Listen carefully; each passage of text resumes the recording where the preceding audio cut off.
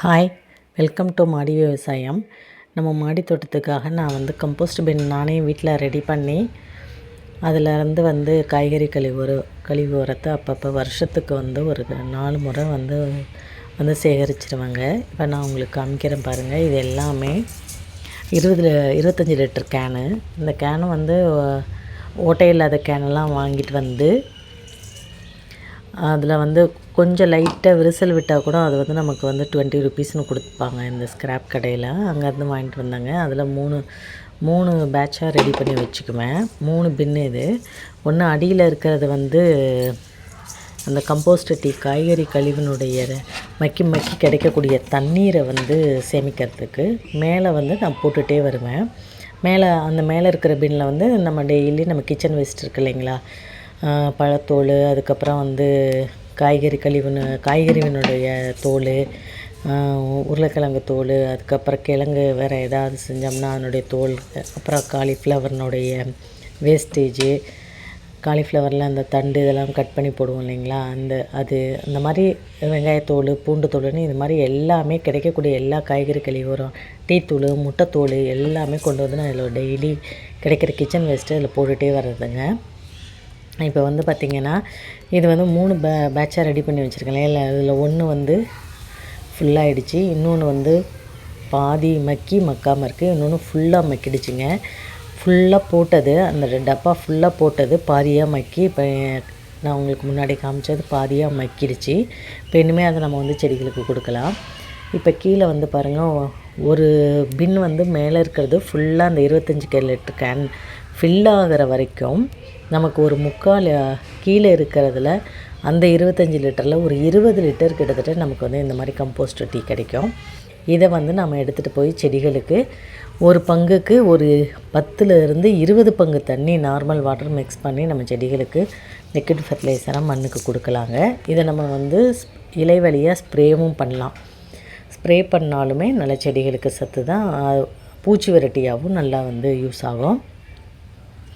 இப்போ பாருங்கள், இது 3 பேட்ச்லேயுமே ரெடியாக இருக்குது. அந்த ஃபஸ்ட்டு இதில் ஃபுல்லாக மக்கிருச்சு இல்லைங்களா, அந்த மக்குனதில் கிட்டத்தட்ட ஒரு 20 லிட்டருக்கு மேலே இருக்கும். அடுத்தது பார்த்திங்கன்னா அடுத்த இதில் பாதி மக்கி இருக்குது, அதுலேயும் ஒரு 15 லிட்டர் கிட்டத்தட்ட இருக்கும். 3ஆவதாக இருக்கிறது இப்போ தான் ஃபில் பண்ணியிருக்கிறேன். அதில் பார்த்திங்கன்னா ஒரு 5 லிட்டருக்கு மேலே இருக்கும். ஸோ இப்போ ஃபஸ்ட்டு 2ல் இருக்கிறத மட்டும் அந்த கம்போஸ்ட் டீயை மட்டும் எடுத்துக்கிட்டேன். இப்போ பாருங்கள், இது 20 லிட்டர் கேனில் கிட்டத்தட்ட பார்த்திங்கன்னா 17-18 லிட்டர் கிட்டத்தட்ட தண்ணி இருக்குதுங்க. இதை இப்போ நான் செடிகளுக்கு கொடுக்க போகிறேன். இது இப்போ அடுத்த பேட்ச் இந்த வாரத்துக்கு போன வாரம் தேங்காய் புண்ணாக்கு கரைசல் கொடுத்தோம். இப்போ இந்த வாரம் கடலை புண்ணாக்கு கரைசல் கொடுக்கலான்னுட்டு இதுவும் ஊற வச்சுருக்கேங்க. இது டெய்லி மாடிக்கு வரும்போது எல்லாமே ஃபுல்லாக ஒரு தடவை ஃபுல்லாக கலந்து விடுவேன். ஒரு குச்சை வச்சு நல்லா கிளறி விடும்பொழுது அது நல்லா அந்த மைக்ரோப்ஸ் நிறையா உருவாகும். ப்ளஸ் மேலே தண்ணியாக இருக்கும், அடியில் புண்ணாக்கு இருக்கும். அது நல்லா டெய்லி கலக்கும்போது அது நல்லா புளிச்சு நமக்கு நல்லா ஃபெர்மெண்ட் ஆகி நல்லா நல்ல ஒரு சத்து செடிகளுக்கு கிடைக்குங்க. அடுத்து இப்போ பாருங்கள், இந்த கம்போஸ்ட் டீயை மிக்ஸ் பண்ணுறேன். இது 200 லிட்டர் பேரலு. இதில் இப்போ தண்ணி மிக்ஸ் பண்ணி இந்த ஒரு மடங்கு தண்ணி போட்டு கிட்டத்தட்ட ஒரு 20 2 லிட்டர் பேக்கெட்லேயே 20 மடங்கு கிட்டத்தட்ட நாம் மிக்ஸ் பண்ணி அவ்வளோ தண்ணி மிக்ஸ் பண்ணி எப்படி கருப்பாகவே இருக்குது பாருங்கள் தண்ணி.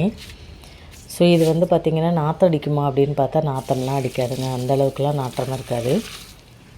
நம்ம மண்ணினுடைய வாசம் எப்படி இருக்குமோ, ஃபஸ்ட்டு மழை பெய்யும் பொழுது வெயில் அடித்து மழை பெய்யும் இல்லைங்களா, அதில் அப்போ மண் வாசம் எப்படி இருக்குமோ ஆல்மோஸ்ட் அந்த ஸ்மெல் தான் இருக்கும். அதுக்கப்புறம் இதில் பார்த்திங்கன்னா நிறைய புழுக்கள், சின்ன சின்ன புழுக்கள் உள்ளே இருந்தது. நான் முன்னாடி காட்டின தப்ப அந்த கம்போஸ்ட் டீயில் பார்த்துருப்பீங்க. அந்த புழுக்கள் எல்லாமே ஒன்றும் பண்ணாதுங்க. அந்த புழுக்கள் ஆக்சுவலாக எதுக்கு உருவாகும்னா, இந்த காய்கறி கழிவை ஃபுல்லாக அதை சாப்பிட்டு அதுதான் அந்த புழுக்கள் தாங்க மக்க வைக்கும். மக்க வச்சு முடித்த உடனே அந்த புழுக்கள் எல்லாமே இறந்துடும். இறந்ததுக்கப்புறம் அதை எடுத்துலாம் நம்ம போட தேவையில்லை. அந்த புழுக்களையே அப்படியே அதோடையே தண்ணியை மிக்ஸ் பண்ணி நம்ம செடிகளுக்கு கொடுக்கும் பொழுதே நம்ம மண்ணில் இருக்கிறது இல்லைங்களா, தொட்டியில் இருக்கக்கூடிய மண்ணில் மண்புழுக்கள் இருக்கும் இல்லையா, அந்த மண்புழுக்களுக்கு இது இரையாயிடுங்க. அதனால் நான் அப்படி தான் கொடுக்கறது.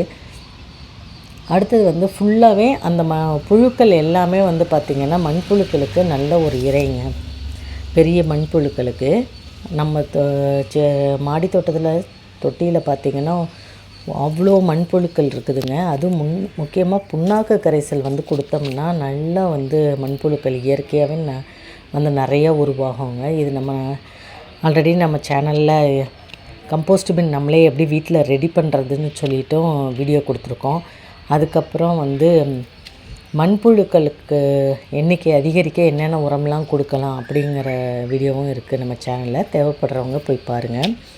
இப்போ இந்த புண்ணாக்கு கரைசல் கொடுத்ததுக்கப்புறம் இப்போ எல்லாமே அவரைக்காய் செடி உங்களுக்கு காமிக்கிறது.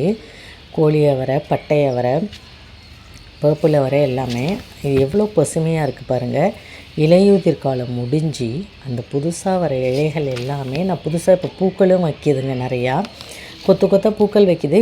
வெயில் ஆரம்பிச்சிருச்சு. ஸோ இன்னுமே வந்து பூக்கள் கொட்டிடும் அப்படின்னு நினச்சிட்டு பார்ப்போம். வந்து கொட்டிருச்சுன்னா பூக்கள் கொட்டிக்கிட்டே இருந்துச்சுன்னா எடுத்துடலாம். செடி எல்லாமே கட் பண்ணிவிட்டு புதுசாக வேறு விதை ஏதாவது போடலாம் அப்படின்னு நினச்சேங்க. ஆனால் இந்த இலையுதிர் காலம் முடிஞ்சதுக்கப்புறம் எல்லா நல்ல புது இலையெல்லாம் நல்ல பச்சை பசேல்னு வருது. ப்ளஸ் வந்து பார்த்திங்கன்னா எடுக்கிற பூக்களுமே நல்லா காய் வந்து பிஞ்சு வைக்கிதுங்க. அதனால் சரி காய் வர வரைக்கும் நம்ம வந்து செடி வச்சுக்கலான்ட்டு. அது இல்லாமல் இப்போ நல்ல இலையுமே வந்து நல்ல பசுமையாக இருக்கிறதுனால பிஞ்சுகள் உதிராதுன்னு தான் நினைக்கிறேன். பார்ப்போங்க. இப்போ பாருங்கள், அடுத்தது நான் இந்த கம்போஸ்ட்டை வந்து எடுத்துகிட்டு வந்துட்டேன். வந்து எவ்வளோ மக்கி இருக்குது பாருங்கள். மோஸ்ட்லி வந்து பார்த்திங்கன்னா 80% மேலே மக்கிடுச்சு. முட்டை தோலுமே பார்த்திங்கன்னா ரொம்பலாம் வந்து இல்லைங்க, அதுவுமே நல்லா ஓரளவு மக்கியிருக்குங்க. இது மக்கள்னாலும் 80% இந்த மாதிரி மக்குனா போதுங்க. நாம் இதை வந்து மண்ணில் வந்து வேற விட்டு தள்ளி நம்ம வந்து கொஞ்சம் நல்லா மண்ணை கிளறிட்டுட்டு இதை நம்ம போட்டோம்னா அதுக்கப்புறம் அது மேலே மறுபடியும் மண்ணை தூவிட்டோன்னா தண்ணி ஊற்ற மீதி எல்லாமே நல்லா மக்கிரும். ஸோ செடிகள் வந்து இதனுடைய சத்துக்கள் செடிகளுக்கு கிடைக்கிறதுக்கு எப்படியும் 15 to 1 month ஆகுங்க.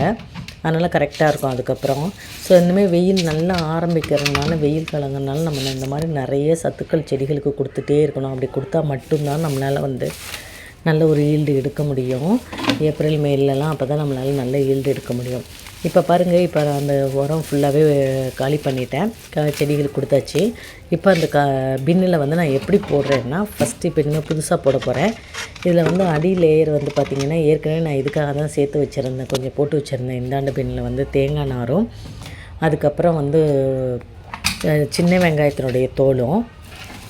இப்போ இது ஃபுல்லாகவே இது எல்லாமே அடியில் வந்து ஒரு லேயர் கொடுத்துட போகிறேங்க. இதை கொடுத்துட்டு அதுக்கப்புறம் வந்து இனிமேல் நம்ம டெய்லி கிடைக்கக்கூடிய வேஸ்டேஜை இதில் போட்டுகிட்டே வரலாம். இப்போ வந்து பாருங்கள், இன்னொரு பின்னு வந்து நல்லாவே அந்த நடுவில் காமிச்சது நல்லாவே வந்து அதுவும் ஓரளவு மக்கியிருக்கு, நல்லாவே மக்கியிருக்கு. இது இனிமேல் அடுத்தது இதில் ஃபில் ஆகிட்டே வர வரைக்கும் அதை அப்படியே மக்க விட்டுருவேங்க. இது ஃபில் ஆகிறதுக்குள்ளே அது நல்லா மக்கிடும். அதை எடுத்து கொண்டு போய் நான் மறுபடியும் செடிகளுக்கு கொடுத்துட்டு அதுக்கப்புறம் இன்னொன்று வச்சுருக்கிறது அது அடுத்தது இதில் போட்டுகிட்டே வருவேன். அந்த நடு இதில் அந்த 3ஆவது இதுவும் நல்லா மக்கிடும். இப்போ பாருங்கள், செம்பருத்தி பூக்கள் எல்லாமே நிறையா வந்து காஞ்சி போன பூக்கள்லாம் சேர்த்து வச்சுக்கிட்டே வந்தாங்க. இதையும் ஒரு லேயராக அடியில் கொடுத்துட்டு அதுக்கப்புறம் இன்றைக்கே கிடைக்கக்கூடிய கிச்சன் வேஸ்ட்டு, இன்றைக்கி நம்ம வீட்டில் கிடைச்ச கிச்சன் வேஸ்ட்டு, வெங்காயத்தோல், கேரட் தோல், அதுக்கப்புறம் வந்து கொஞ்சம் பூண்டு தோல் எல்லாம் இருக்குது, முட்டை தோல் எல்லாம், இது எல்லாத்தையும் இதில் போட்டு மறுபடியும் இதே மாதிரி இதை ஃபில் பண்ணிக்கிட்டே வருவாங்க. இப்படி நான் 3 பேட்சாக ரெடி பண்ணி வச்சுட்டு அடுத்துன்னு நமக்கு மக்க அது நமக்கு செடிகளுக்கு கொடுத்துட்டே வரலாம். இது மாதிரி ஒரு உரம் வந்து இதுக்கு அடுத்தது தாங்க நான் எந்த உரமாக இருந்தாலும் சொல்லுவேன். மண்புழு உரமாக இருக்கட்டும், தொழு உரம், இதுக்கு ஈக்குவலை விட அதிகம்தாங்க இந்த காய்கறி கழிவு உரம். ஏன்னா என்னோடய செடிகளில் நிறையவே டிஃப்ரென்ஸ் தெரியுது. நீங்களும் முடிஞ்சால் இந்த மாதிரி பண்ணி நமக்கு வீட்டில் கொஞ்சம் இடம் இருந்ததுன்னா இந்த மாதிரி ட்ரை பண்ணி பாருங்கள். இந்த வீடியோ பிடிச்சிருந்தா லைக் பண்ணுங்கள், ஷேர் பண்ணுங்கள், கமெண்ட் பண்ணி சப்ஸ்கிரைப் பண்ணி எனக்கு சப்போர்ட் பண்ணுங்கள். இது ஃபுல்லாக இது வந்து எப்படி இந்த பின்னை வந்து கட் பண்ணி எடுக்கிறதுங்கிறது ஆல்ரெடி நம்ம சேனலில் இருக்குது. தேவைப்படுறவங்க அதில் போய் பாருங்கள். தேங்க்யூ. தேங்க்ஸ் ஃபார் வாட்சிங்.